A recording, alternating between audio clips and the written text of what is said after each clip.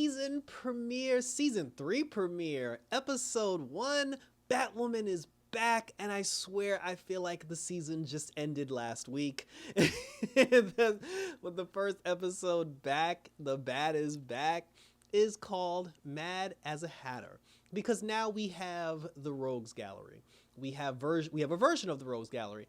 And in some case, we are going to get the actual Rogues, but here, this one, because there are multiple Batman villains that's going to appear during the course of the show. But in the first episode, we're starting off with the Mad Hatter. So the episode starts because, as we saw in last season's episode, which is weird because last season was like 2 months ago, what we saw in last season's episode, the items that Bruce Wayne had, like the collectibles, if you will, that he had obtained from all the villains, had washed up on shore, and one person picked up the Mad Hatter's hat. And he cleaned up the hat, he put the hat on eBay, and this guy bought, and I thought that was kind of weird, because I'm all for having the rogues and everything, but I'm like, I think we could have did a little bit better than eBay. But anyway, so this particular gentleman, he ended up, buying the hat off of eBay. The hat goes to him, and he ended up dressing like a character from Alice in Wonderland, because the guy who bought the Mad Hatter's hat, and he didn't even buy it because he knew it was a hat that belonged to Jervis Tetch, the Mad Hatter. He bought the hat because he's a fan of Alice. Like, he's a fan of Alice and the Wonderland Gang, and he wanted to dress up like the Mad Hatter in order to impress Alice. He himself, he's a little off, like he's a little quirky. Through therapy and through psychiatrists, he got labeled as crazy.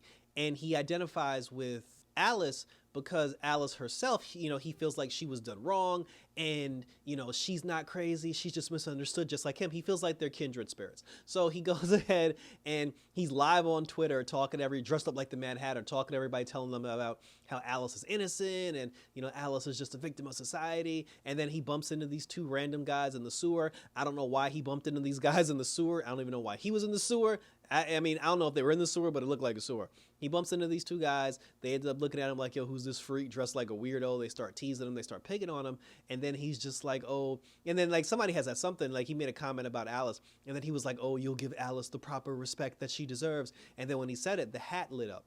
Because Jervis Tetch's hat has technology inside of it that allows him to control people's minds when they get within range of the psychic wave that emits from the hat. So the guy ended up putting respect on Alice's name, and then, he ended up telling him to do something else, and then he did that too. And then once the guy realized that he could make these two guys do whatever he wants, he told one guy to kill the other guy, and the guy took a knife and killed his friend. So now he's just like, yo, I got Jervis Tetch's hat. So the cat's out of the bag now, and now he's trying to devise a plan in which he can, get Alice's attention and get justice, for those that are forgotten and for those that are deemed as crazy. Ryan and Luke, they go into a warehouse, and we get to see Batwing in action, Batwing and Batwoman in action, like kicking ass and taking names. Ryan is talking to him about a sidekick name, and then he was like, first of all, he's like, sidekicks don't like to be called sidekicks. And I'm like, bro, the fact that you even acknowledged yourself as a sidekick, you were already off to a bad start. But they're trying to come up with a name for him, and they can't come up with a name for him. So, they ended up getting the piece that belonged to Poison Ivy, and then after they get the piece that belonged to Poison Ivy, they end up seeing a news report about the guy that about the guy with the Jervis Tetch hat. They saw a video of him ordering one guy to kill the other, and then after he killed him, they were just like, oh, so what are we supposed to do? And then Luke is just like, enter Jervis Tetch. He tells Mary, he tells Ryan about the Mad Hatter, he tells him about the original Jervis Tetch, and he tells him about the hat. He also tells him that his dad came up with technology to block the Mad Hatter technology. And now that they have that, Ryan's like, well, your dad has a way to stop the signal. All we have to do now is just, try to sit there and find this dude, but we don't know where to find him from. He actually said on TV, like the new Mad Hatter, he said that he was going to have a tea party, and nobody knows what that means. So in order for them to try to figure out what that means, Ryan does the one thing she does not want to do. She goes down to Arkham, and she has a conversation with Alice. While she's talking to Alice, she brings up her mom, because remember in last season, Alice had said to Ryan, she was just like, oh, your mother's alive, dear. And then, then after that, Ryan was just there stuck on stupid. But then, like she asked her, she was just like, oh, did you look into mommy? And then she was just like, no, I don't believe you. And then Alice was all like, your mother's alive, Rye. And then Ryan was just like, listen, if you're not going to sit there, if you're not going to give me the information I need about Jervis Tet, she was like, I'm just going to leave. And then she's like, no. She was like, come back, sit down. And then, the two of them started talking. And then she was just like, oh, my daddy's coming to save me. He's writing me letters. And then she said that to Mary too, because Mary went to go see Alice in the beginning of the episode because Jacob Kane had asked Mary to check in on Alice from time to time. So when Mary went to go see Alice in prison, Alice had mentioned to Mary that their dad writes her letters all the time, and the two of them have like numerous forms of communication. And that got Mary a little tight because she was just like, yo, like Jacob never emailed her or like sent her any letters, but apparently her and Alice are just like besties, getting to know each other all over again. So Mary was feeling some kind of way about that, especially because she was about to graduate and she finally passed the like the doctor exams or whatever. She's finally about to get her PhD and become a doctor. And it was emotional for her because her family, her mom isn't there. Obviously, Kate's not there, and then her dad's not there. So to hear that Alice was getting letters from him, it just made her feel some kind of way. So while Alice is now talking to Ryan, Ryan basically was just like, I don't believe you about my mom, but this whole mom thing, just so I can come here and talk to you from time to time, because she said the truth is that you're alone. She said that you're alone. You don't have any friends. Kate's gone. Your dad's gone. Mary don't want anything to do with you. She's like, you don't have anybody. And then she was just like, well, you don't have anybody either. And then she's like, I got Luke and Mary. And then Alice started laughing. But she was just like, if they're really your friends, then how come you can't even tell them that your birth mother's alive? Because, Ryan kept the secret from him. So then after that, like Alice ended up like, just telling her, she was like, listen, she's like, I can't tell you what his plan is, but I could tell you what I would do. And then she was like, I would host a tea party and I would do it in the most, like flamboyant way possible. So then Ryan goes back to Wayne Tower. She starts talking to Luke and Mary. Then she's just like, Alice was a bust. We can't trust Alice. Like, like she's a loser. She's no good. And then, Ryan was just like, listen, I don't want to think about Alice right now. I don't want to have anything to do with Alice right now. She's like, I just want to sit here and drink and then go to Mary's whole thing. Sophie showed up. Early in the episode, Sophie was at the club basically like, getting it on with everybody, but she showed up to support Mary, and she noticed something was off with Ryan when Ryan got finished, visiting Alice in, like in Arkham. So then Sophie goes and has a conversation with her, and then she's just like, tell me what's really going on. And then, she ended up telling Sophie that Alice said that her birth mother was really alive. Sophie was just like, okay. She was like, well, if you want, I still got some more connections. She said, I can look into this for you and put your mind at ease or discover the truth, whichever way you want to do it. So Ryan was just like, yeah, go ahead and do that. And then Sophie went to go look into it. So now we're at Mary's graduation. The whole gang shows up in support. Sophie's there, Luke is there, Ryan's there. Sophie ended up discovering the information about Ryan's mom and ended up telling Ryan that, yeah, your mom actually is alive. Your mom faked her death certificate, and she said that the same person who wrote your mom's death certificate was the same person who wrote your birth certificate, and your mom paid that guy to cover the whole thing up to avoid letting, people know that she had a baby. But she couldn't know why. But she said, I got your mom's name in this envelope, and if you want to read it and find out who your mom is, she was like, here's the proof. So she takes the letter, she puts it in her pocket, and she goes and sits on it for a minute. So now, like, everybody's sitting at their desk, Mary's there, and then while Mary's like, trying to prepare for her speech, the Mad Hatter rolls up on Mary and ends up using his mind control on Mary. So while everybody's sitting in the auditorium waiting for Mary to give the speech, because I believe she was the valedictorian, she came out because now she's under the Mad Hatter's control. She comes out, and then she's just like, oh, we're about to give the Hippocratic Oath, but she was like, it should be called the Hypocritical Oath because, we charge like millions of dollars, just for bandages for people who can't afford them. Like we write one piece of paper and all of a sudden just write people off and label them as crazy. And then after a while, Ryan was like, yo, she ain't talking about herself. She talking about Mad Hatter. She's like, the Mad Hatter got to Mary. He's in the building and we need to stop him. After that, Luke was like, yo, put these earbuds in because he came up with a device to block the mind control. The Mad Hatter comes in and then he tells everybody to sit down. And then he brings out the teacher, like the professor, like the head doctor professor, he brings him out who's like, he's passed out on the table. He then used his mind control to tell Mary to start removing the doctor's organs one by one until he dies. And he ordered everybody to sit there and watch. So now the Bat team is freaking out because they're just like, oh, we got to stop him. And then, Luke was just like, well, we can't do anything about it now because he's got all these people under his control. He said that we have to break the control first before we got to break. Luke said we have to break the control that he has on these people first before we can take him out. But in order for that to happen, he has to, like release the command. So they're just like, well, how do we get him to release the command? And then that's when Luke said, he was just like, well, there's one person who can talk him into it. And then Ryan was like, oh, hell no. And then Sophie was like, what's going on? And she was just like, the only way for us to stop Jervis Ted, she's like, the only way to stop bootleg Jervis Tetch, the bootleg Mad Hatter, is to bust Alice out of prison and go talk to this dude. So against her better judgment, Ryan goes down to the prison. She beats up all the security guards, and then she tries to bust Alice out. But Alice doesn't want to go. Alice is like, oh, you're not going to take this from me. You're not going to pull me out of Arkham. She's like, I'm going to stay here because my dad's waiting for me. And then Ryan looked at the so-called letters that Jacob Kane was writing.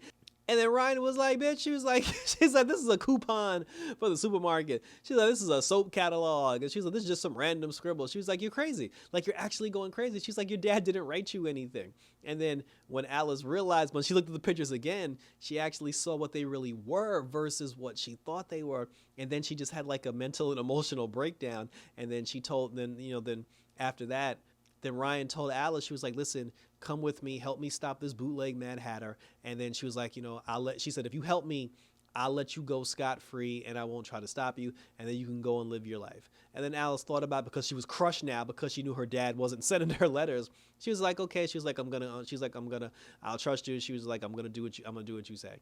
So the two of them, they jump in the Batmobile. They're headed down to the auditorium. They get into another little conversation. And then when they get there, like Alice shows up, she ends up, having a conversation, with the Mad Hatter guy. And then, he told her, he was just like, oh, I'm doing this all for you. He's like, I'm doing this to honor you and to honor your legacy. And then she was like, knock, knock, fool. She said, if you kill all these people, they're going to have a reason now to lock you up and call you crazy. She was like, the best thing that you can do is like release them before that happens. And then he don't want to do it at first. So he was just like, oh, do you think I'm crazy? He tried to use the mind control on her. And then she was just like, no, I don't think you're crazy. And it was funny because she legitimately doesn't think that. So, but he doesn't know that. So he was just like, okay, you're telling the truth.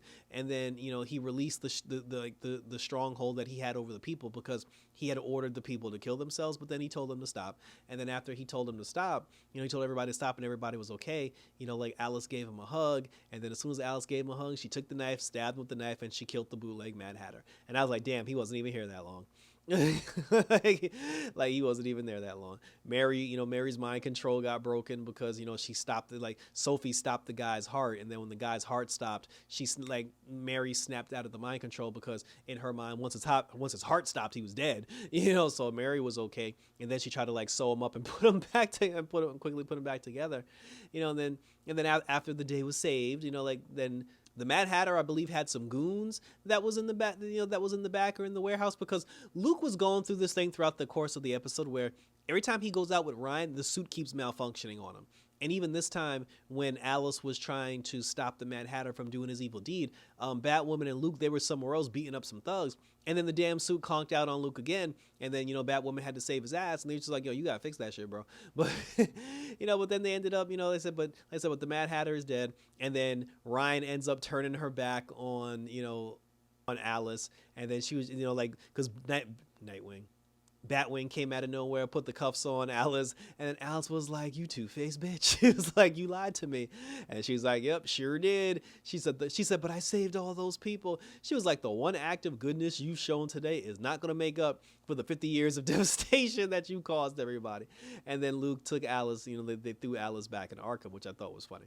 Now, Renee Montoya, she's on the show this season, and apparently she was around back in the day when Batman first started out being Batman, but now she's the head of the Rogues unit, which I thought was funny because it was a play on like the Rogues Gallery for Batman. So she was the head of the Rogues unit, and she's basically like, I mean, I don't want to say a drunk because I don't know if she was drinking, but she's basically just like, she's a shell of her former self. Let's just put it that way. And I feel like they put her in charge of the vigilante, like crime unit, whatever, like the Rogues unit. I feel like they put her in charge of that just to get her out of the way because the mayor got tired of dealing with her after a while.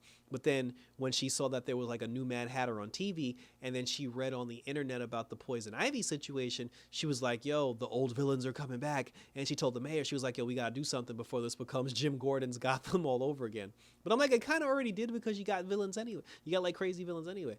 So then Ryan then ended up, telling Sophie, she gave the envelope back that had her mother's information on it. And Ryan was just like, listen, like I wanted a family, but my mom didn't want me, so screw her. I don't need to see it. And then Sophie took the letter back, and then I'm pretty sure Sophie didn't trash it. She kept the letter. But Ryan was like, I'm good. I don't need to know who my birth mom is. Then we actually get a shot of her birth mom. Come to find out, her birth mom is filthy rich. And that was grimy. Like, I understand if she was in a position of like CEO-ism, and she was in a position of power, and she had influence and money and this, that, and the third. I understand why she didn't want to put all that stuff on hold, because she was having a child. But for the love of God, you could have at least funded the kid from the shadows. I'm like, that was the one thing I was like, oh, that's some grimy ass shit. Her security guard ends up telling her that, hey, listen, someone's been looking into, into your past. And then she was just like, okay, like, who is it? And we'll deal with it. So we got to see who her mom is, what her mom looks like. And her mom's going to confront, she's going to try to confront, like Ryan, or confront, like Mary or Luke, whoever's in charge of Wayne Tower. She's going to confront that person, to find out why they were looking into her past. Luke ends up trying to work on the bat suit, like the Batwing costume, in order to get it to work properly. And then through his frustration, he triggered an AI system that was in the suit and it was his dad's voice. So his dad was there. He even spoke, it had to be an AI, because Luke had said to the dad, he was just like, when he heard his dad's voice, he was like, Dad, is that you? He was like, how am I hearing your voice? And then he was like, because I'll always be with you, son, whenever you need me. And I'm like, yeah, that's an AI. So they about to turn the Batwing costume into the Iron Man suit, and his dad's going to be his Friday, or his Jarvis, however you want to put it. So we'll see. I mean, if it enhances the situation with Luke in the suit, I'm fine with that, because like I said, but the suit's been a little clunky. I said it's been going in and out. But if the AI can cure that, I'll be okay with that. We just have to see how that progresses going forward. And then finally, Renee Montoya actually turned on the bat symbol. And then when Ryan showed up and she was like, yo, who's this man? She was like, I'm Renee Montoya. And then she said, listen, Batman's, rogues items are scattered all over the city. And then Ryan was like, yeah, she was like, I'm looking into that. But then Renee Montoya was like, yeah, but if you're going to stop these villains, you're going to need somebody who thinks like a villain. And then Alice came around the corner and she said, I want you to work with Alice to help find these items and help take down these villains if these villains end up emerging. Ryan was like, hell no, I'm not working with Alice. And then that's when Renee was just like, yeah, but she said, if you don't work with her, I can make your life very difficult, Ryan Wilder. And then she looked over to Alice and she was like, this snitching ass bitch. and I'm like, hey, but based on what Ryan did when she lied to Alice, like, what did you think Alice was going to do? I was like, you knew she was going to snake you. Like, it's in her DNA. And that's where we're at, because she doesn't have a choice now. She knows her secret identity. Like I said, her mom's in the woodworks now. Luke's got his dad in his ear, and there's going to be a team up now between Alice and Batwoman, and I'm definitely here for all that. Mary got to do her speech in the end, so that was nice, and she even got a present. I think she got a present from Kate. I didn't read what was on the package, but it was either Kate or her dad. Like, somebody had sent her a package. So that was it for Mary, and we'll see how Mary's story progresses. So going forward, we'll see what Sophie has to do, because Sophie, she's not with the Crows anymore. So like, I don't know what the girl doing. Basically now she's just getting drunk and having random sex. So we'll see what happens with Sophie, and I am interested in the team up between Batwoman and Alice, because I hear Killer Croc is coming up and he might be in the next episode. So that was it. And thank you for tuning in. Happy that Batwoman is back. The black is back. Hashtag Black Woman, Batwoman. And I said, I'm here for it. I'm here for all the characters, and I want to see where all the characters go. You can check me out on Twitter, check me out on Instagram as always, and share your thoughts, questions, comments, and or concerns. The Tacos and Geek podcast is live on YouTube. Link will be in the description below, so you guys can check that out. In this particular episode, we cover the entire DC fandom, or the DC fandom, so definitely check that out and share your thoughts in the comments section as well. Subscribe to my channel, hit the notification bell. We got another episode coming up for Batwoman. We got Legends of Tomorrow. We still got Stargirl. We still got Supergirl. We got Titans. We got Doom Patrol. And now we got that Young Justice, because Young Justice is back, baby. Batwoman is back, baby. DC is back, baby. Happy DC Fandom Week. Until next time, for Batwoman Episode 2, about this bitch.